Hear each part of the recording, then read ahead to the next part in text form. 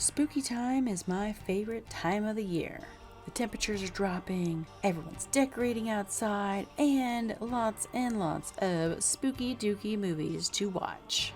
Hey there everyone, it's Genevieve, back again to give a review of a movie I really love. I've been a huge fan of this movie ever since it came out, and I was shocked to find out how little amount of people actually know about this movie. It's just shocking to me, especially since it's one of the last live-action movies that Michael J. Fox has done. The movie that I'm talking about is The Frighteners. If you love the mix of serious and spooky and scary and comedy of Ghostbusters, well, you will definitely love this movie. If you're not already familiar with this channel, even though the name is Let's Review This Crap, doesn't mean that we think all the movies are crap. It's just a catchy name. In fact, most of the movies that we review, we actually like. This movie has some pretty groundbreaking effects for its time, and a lot of them still look good. In my opinion, the ones that don't look good today kinda didn't look good when it came out. Mostly the really quick shots with the wallpaper, or perhaps the Scooby-Doo kind of looking Reaper where it's just the flowy robe. And with this movie being helped along by the genius of Peter Jackson and Weta, even once they got their big gigantic break with Lord of the Rings, even some of those effects were trash. Sorry, a Legolas and troll scene. You know what I'm talking about, people. The story of the movie follows Frank Bannister, who has gained the ability to see and talk to ghosts, but he uses them in a very selfish and unheroic way. He sends his ghost friends to haunt people, specifically those with some moolah, so that he can fake bust them and charge them up the wazoo. Hero material. Hey, you gotta be a crappy person for a really big character arc, I guess?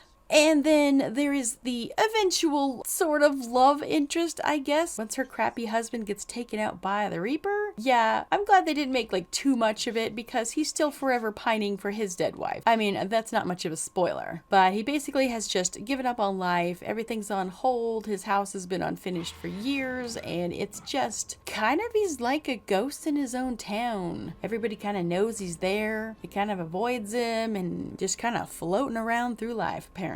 But once we get past that first act in the movie, then things start to get a little more serious, a little more sinister. I will say that the normal, everyday, as you would call them, ghost effects in this movie are still pretty good. I always thought that they perhaps just put the glow on them afterwards, but no, they did full dual scene shots for all of them involving the ghosts. So they're basically talking to nobody or a stick or a head, something like that. So they did really good on those. And of course, you gotta talk about the star power in this movie. There are so many fantastic guest stars. Yes.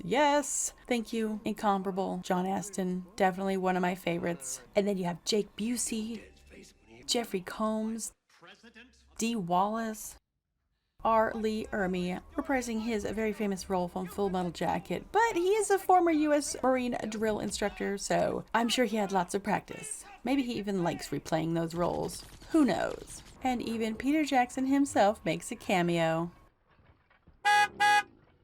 Perhaps something that I like about this movie is that it doesn't go for the, yay, we've solved the thing in the very end, and now my life is turned around and I'm going to live happily ever after. I mean, he did have a character arc, but, you know, we're hopeful for him, but you're not guaranteed on how it's going to turn out. While watching some behind the scenes for this movie, especially from Peter Jackson himself, I do agree that in the US, the poster really hurt the promo. Other than the movies it was up against when it came out, the movie poster is super boring. It's just a scary skeleton-like face kind of pushing through some fabric. Super duper boring. It doesn't tell you there's ghosts. It certainly doesn't tell you there's a Michael J. Fox. It doesn't tell you nothing. If you look at the new DVD covers or posters from other countries, you understand, wow, sometimes less is not better. I think this movie is a perfect addition to your watch list for any spooky time or just any time of the year, because I like to watch any type of movie any type of the year.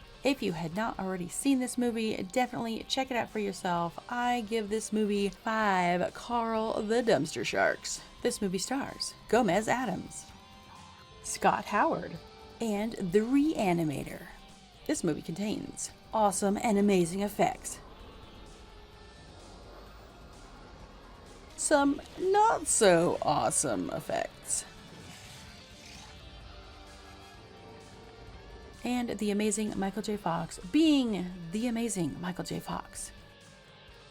Thank you so much, everyone, for checking out this review on the movie Frighteners. If you've seen this movie, what did you think of it, and what would you rate it? And we will see y'all real soon. Bye-bye. I'm certain the sun will shine. I don't care how the weather vane points when the weather vane points too gloomy. It's gotta be sunny to me when your eyes look into mine. Jeepers creepers, where'd you get those peepers? Jeepers creepers, where'd you get those eyes?